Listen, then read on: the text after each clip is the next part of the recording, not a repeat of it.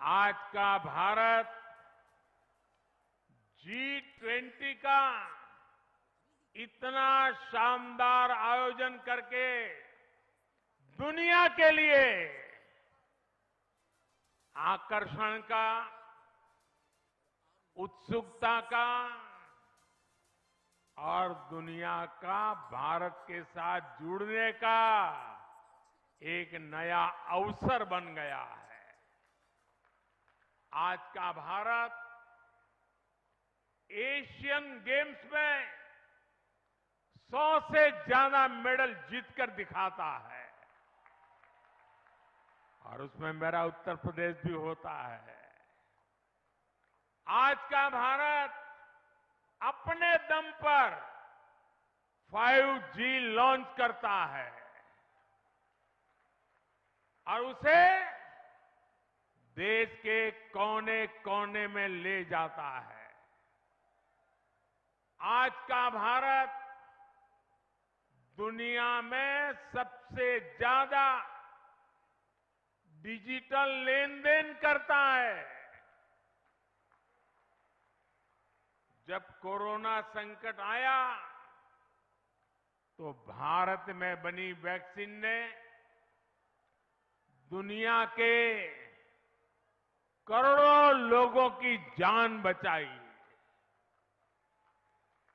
बड़ी बड़ी कंपनियां आज भारत में मोबाइल और टीवी, लैपटॉप, कंप्यूटर ये बनाने के लिए हिंदुस्तान आ रही है।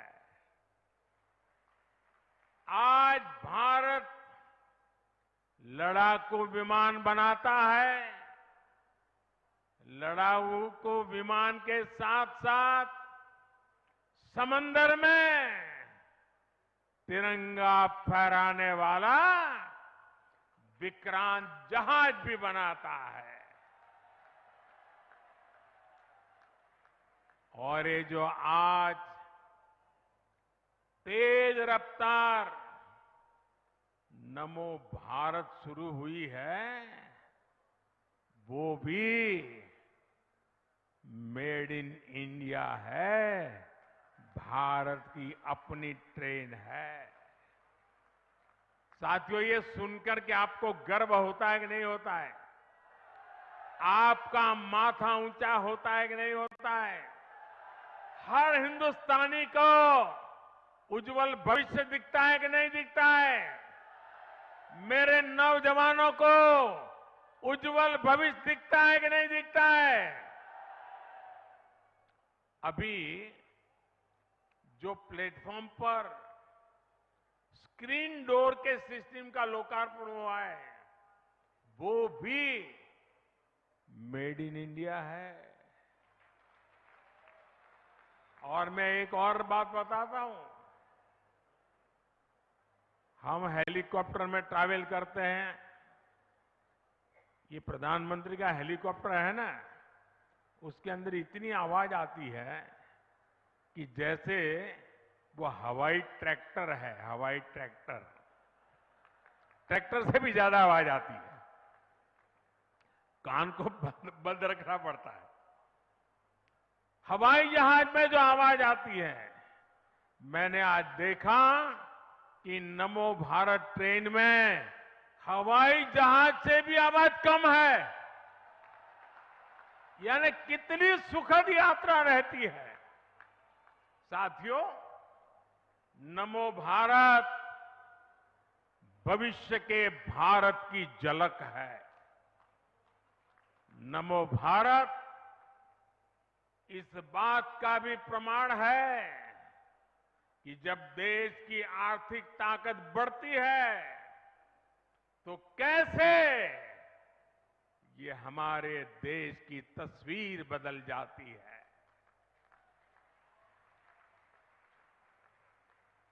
दिल्ली और मेरठ का ये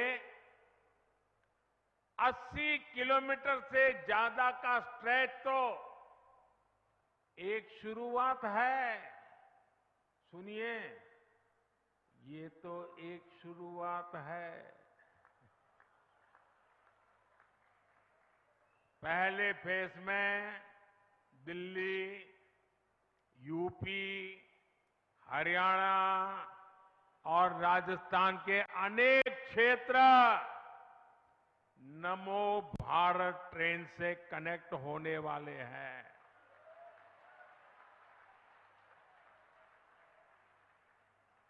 अब मैंने राजस्थान बोल दिया तो अशोक गहलोत जी की नींद खराब हो जाएगी।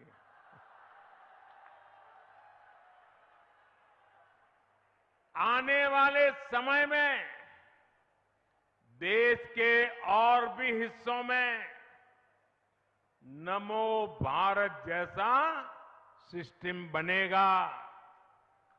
इससे औद्योगिक विकास भी होगा और मेरे देश की युवा पीढ़ी के लिए, मेरे देश के नौजवान बेटी बेटियों के लिए रोजगार के भी नए अवसर बनेंगे। साथियों, इस शताब्दी का ये तीसरा दशक भारतीय रेल के कायाकल्प होने का दशक है। आप देखना दोस्तों, इस 10 साल में पूरी रेल आपको बदली हुई नजर आएगी। और मुझे छोटे सपने देखने की आदत नहीं है और न ही मुझे मरते मरते चलने की आदत है। मैं आज की युवा पीढ़ी को विश्वास देना चाहता हूं। मैं आज की युवा पीढ़ी को गारंटी देना चाहता हूं, इस दशक के अंत तक आप भारत की ट्रेनों को दुनिया में किसी से भी पीछे नहीं पाएंगे।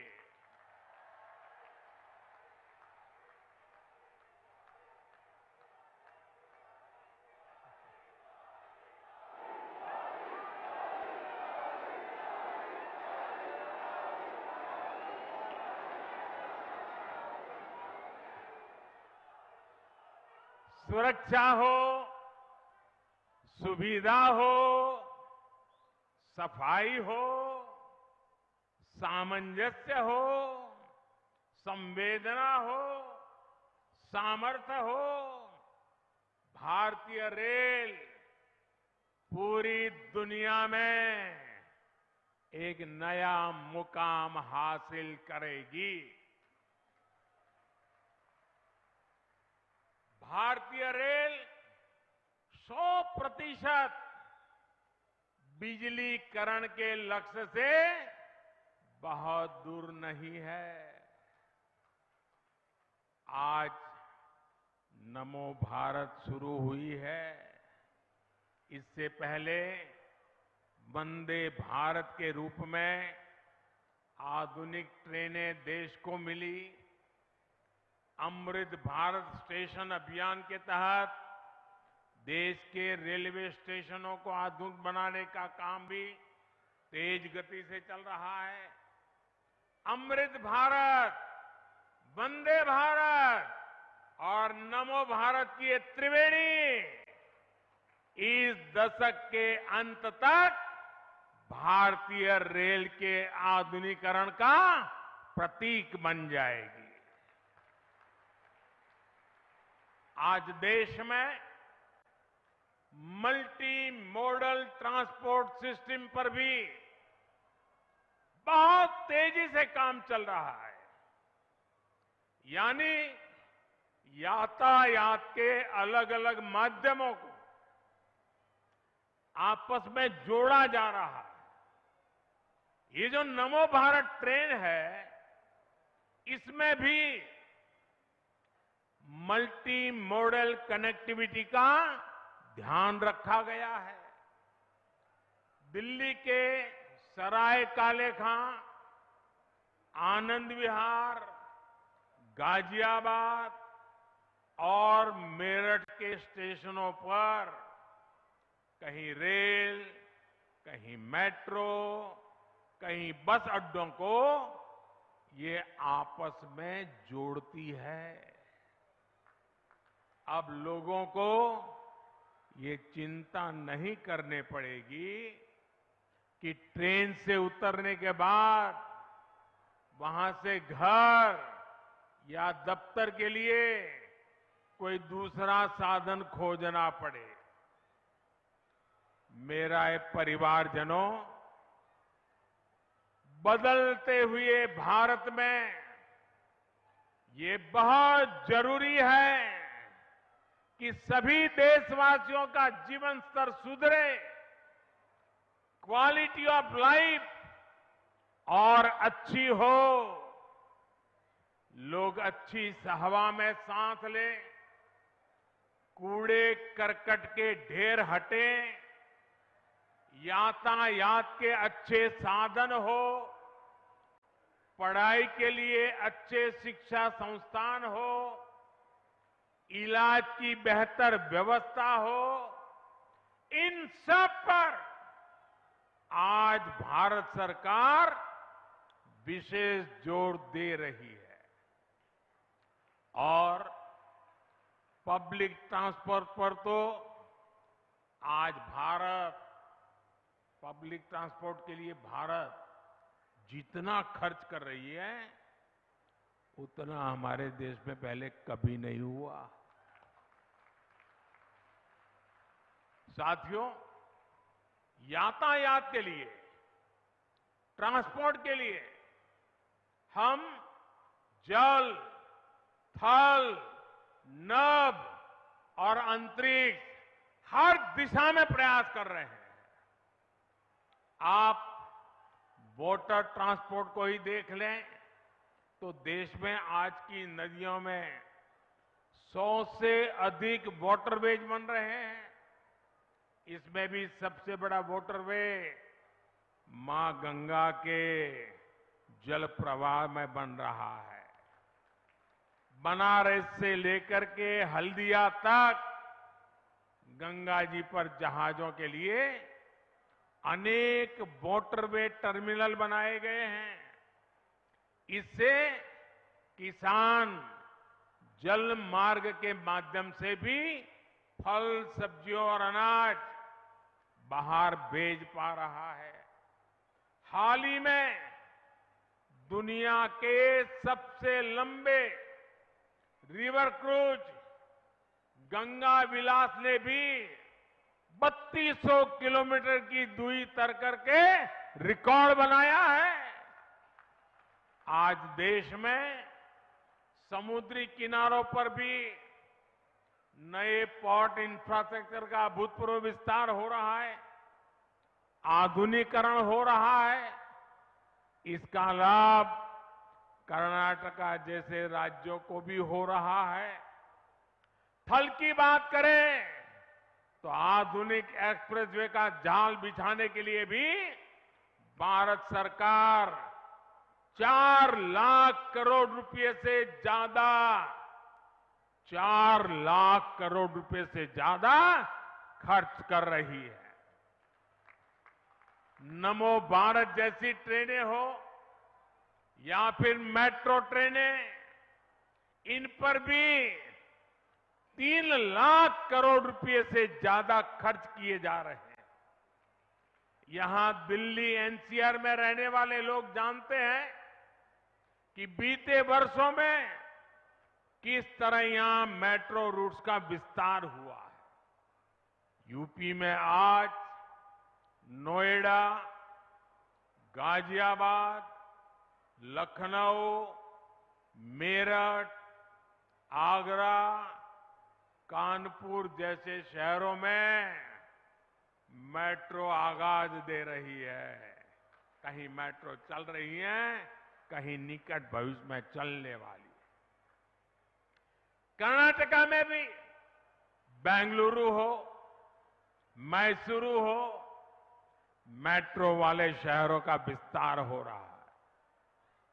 नभ यानी आसमान भी भारत ने आसमान में भी भारत ने उतने ही पंख फैला रहा है।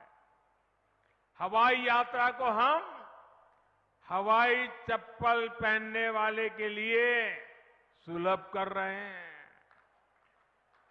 बीते 9 साल में देश में एयरपोर्ट की संख्या दोगुनी हो चुकी है। बीते कुछ समय में हमारी एयरलाइंस भारत में 1000 से अधिक नए विमानों के ऑर्डर दे चुकी है। इस प्रकार हम अंतरिक्ष में भी अपने कदम तेजी से बढ़ा रहे हैं। हाल में हमारे चंद्रयान ने चंद्रमा पर तिरंगा झंडा गाड़ दिया है। हमने 2040 तक का पक्का रोड मैप बना दिया है। कुछ ही समय बाद भारतीयों को लेकर हमारा गगनयान स्पेस में जाएगा। फिर हम अपना स्पेस स्टेशन स्थापित करेंगे। वो दिन दूर नहीं जब हम अपने यान में पहला भारतीय चांद पर उतारेंगे।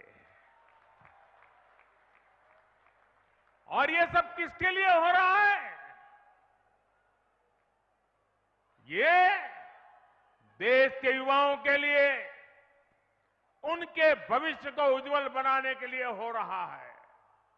साथियों, अच्छी हवा के लिए जरूरी है कि शहरों में प्रदूषण कम हो। इसे ध्यान में रखते हुए देश में इलेक्ट्रिक बसों का भी बहुत बड़ा नेटवर्क तैयार किया जा रहा है। केंद्र सरकार ने राज्यों को 10,000 इलेक्ट्रिक बस देने वाली योजना शुरू की है। भारत सरकार की तैयारी राजधानी दिल्ली में 600 करोड़ रुपए के खर्च से 1300 से ज्यादा इलेक्ट्रिक बस चलाने का हमारा संकल्प है। इसमें से 850 से ज्यादा इलेक्ट्रिक बसें दिल्ली में चलनी शुरू भी हो गई है। इसी तरह बेंगलुरु में भी 1200 से ज्यादा इलेक्ट्रिक बसों को चलाने के लिए भारत सरकार 500 करोड़ रुपए की मदद दे रही है। केंद्र सरकार की कोशिश है कि दिल्ली, यूपी हो या कर्नाटका, हर शहर में आधुनिक और ग्रीन पब्लिक ट्रांसपोर्ट को बढ़ावा मिले। साथियों, आज भारत में जो भी इंफ्रास्ट्रक्चर का निर्माण हो रहा है, उसमें नागरिक सुविधाओं को सर्वोच्च प्राथमिकता दी जा रही है। ऑफिस जाने वालों के लिए मेट्रो या नमो भारत ट्रेन जैसे इंफ्रास्ट्रक्चर बहुत मायने रखते हैं। जिनके घर में छोटे बच्चे हैं या बुजुर्ग माता पिता हैं, उन्हें अपने परिवार के लिए इसके कारण समय बचता है, ज्यादा समय मिलता है। युवाओं के लिए बेहतरीन इंफ्रास्ट्रक्चर का होना इस बात की गारंटी है कि बड़ी कंपनियां आएगी, वहां उद्योग लगाएगी। एक बिजनेसमैन के लिए अच्छे एयरवेज और अच्छी सड़कें होने से ग्राहकों तक उनकी पहुंच आसानी से हो जाती है। अच्छे इंफ्रास्ट्रक्चर से कई तरह के बिजनेस एक जगह जुटने लगते हैं, जिससे सबको फायदा होता है।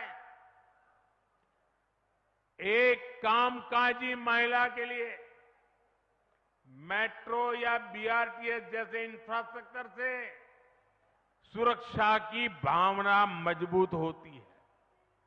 वो न सिर्फ सुरक्षित अपने ऑफिस तक जाती है, बल्कि उनके पैसे की भी बचत होती है।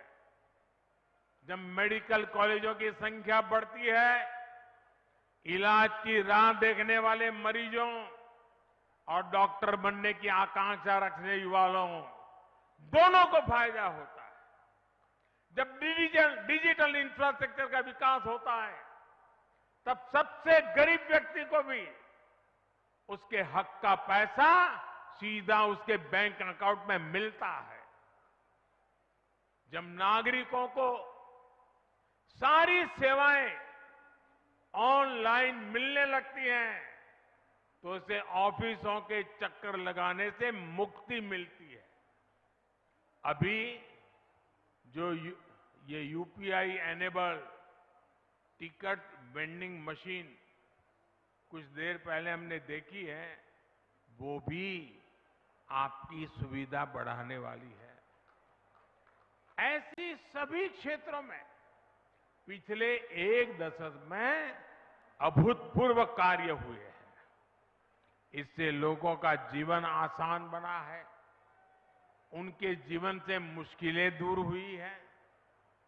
मेरे परिवारजनों, ये त्योहारों का समय है, ये खुशियों का समय है। देश का मेरा हर परिवार इन त्योहारों को अच्छे से अच्छे मना सके,